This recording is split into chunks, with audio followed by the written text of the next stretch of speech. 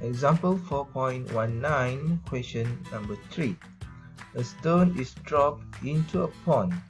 The ripple forming concentric circles which expand.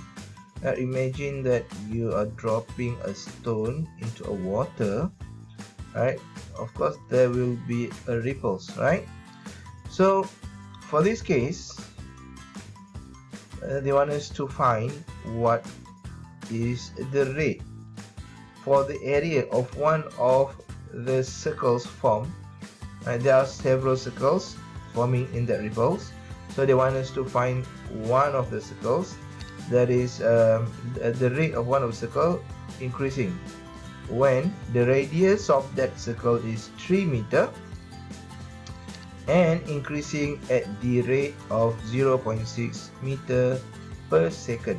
Right, so let's try to find the answer, and let's first extract out the information.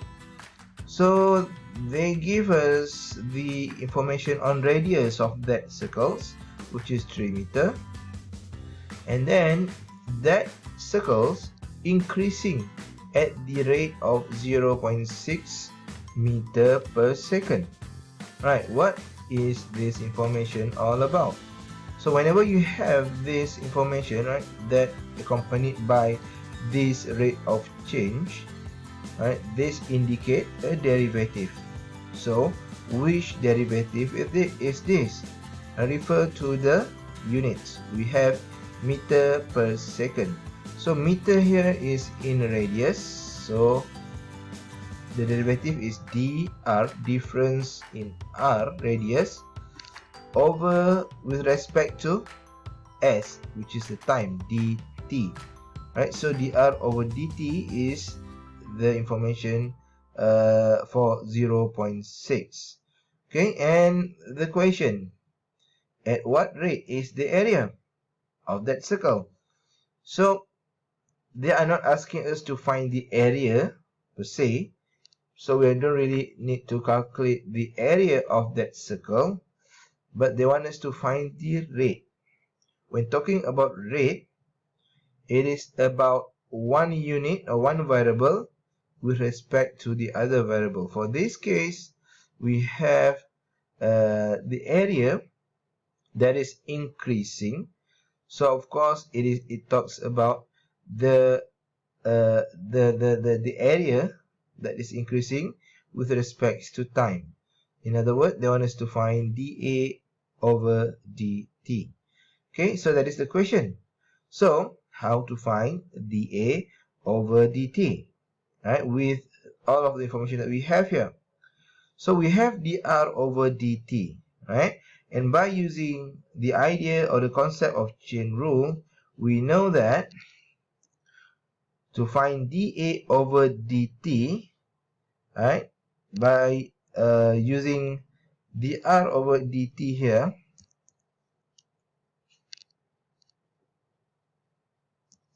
right, which can use should find another information, which is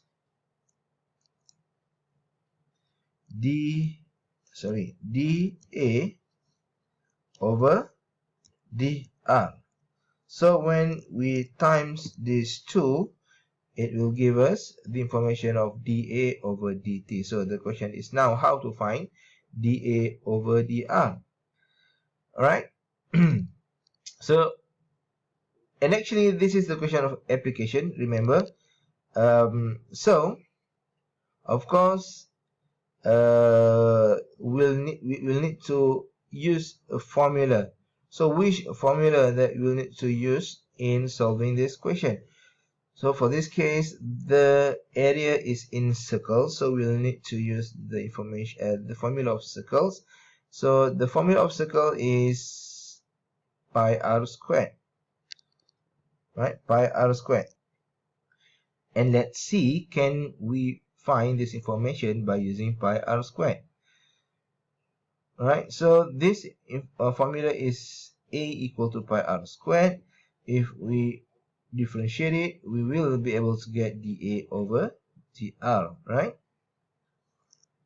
So dA over dr equal to 2 pi r. Now that we have both of the information, just substitute it. 2 pi r times 0.6, and we still have one information left that need to be substituted. So we have the radius, right, of the circle, which is 3. So substitute it, and this is what we get, 11.31. And this is the units, right, meter squared per second.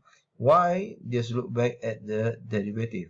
dA, which is the area in meter squared, with respect to time, and the time used here is in seconds, so meter squared per second, right? Thank you.